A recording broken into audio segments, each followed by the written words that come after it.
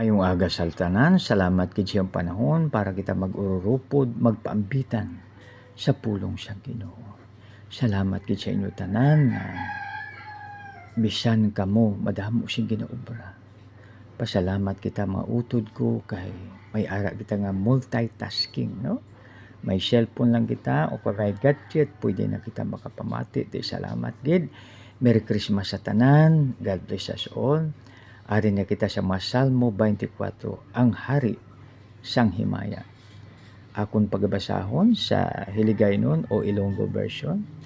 Ang duta iya sang Ginoo kag ang iya kabugusan. Ang kilibutan kag ang mga nagapuyo sa iya. Kay ginpasad niya ini sa kadagatan. Kay ginpaligon ini sa mga baha. Sino bala ang magatukad sa bakulod sang Ginoo? Kag sino bala ang magatindog sa iya balaan nga duog? Ang may mga kamot nga matinlo kag tibusoon nga putli nga wala magbayaw sang iya kalag sa kabutigan. Kag wala magsumpa sing malimbungon.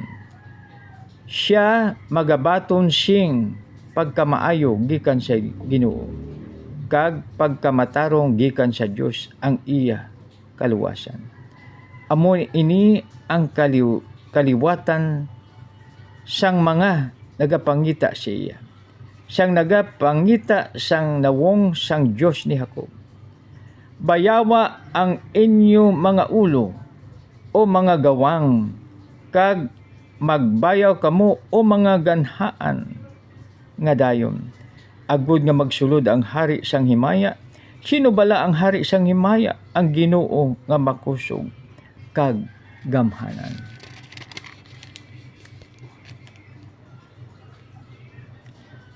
Ang Ginoo nga gamhanan sa inaway.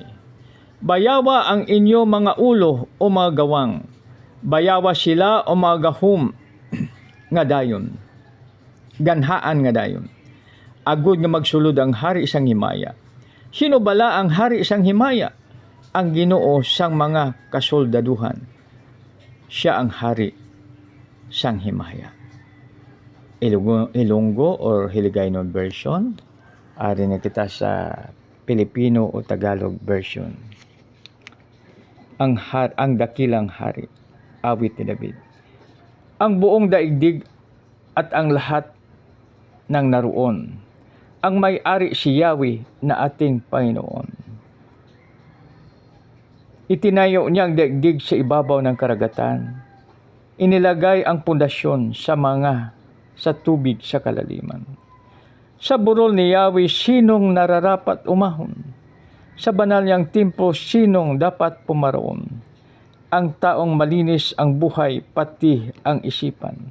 Hindi sumasamba sa mga Diyos-Diyosan at hindi sumusumpa ng kasinungalingan. Bibigyan siya ni Yahweh ng papapalat kaligtasan. Ipahayag siya ng Diyos na walang kasalanan. Ganon ang mataong lumalapit sa Diyos. Silang dumudulog sa Diyos ni Jacob. Buksan ninyong mabuti ang mga tarangkahan. Buksan ninyo pati ang lumang pintuan. At ang dakilang hari ay papasok at daraan. Sino ba itong dakilang hari? Siya si Yahweh na malakas at makapangyarihan. Si Yahweh matagumpay sa labanan. Buksan ninyong mabuti ang matarangkahan. Buksan ninyo pati mga lumang pintuan at ang dakilang hari papasok at daraan. Sino ba itong dakilang hari? Ang makapangyarihang si Yahweh, siya ang dakilang hari.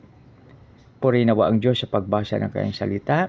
Isang maganda, mapagpala, mapagbiyaya at makadiyos po na maga sa bawat isa.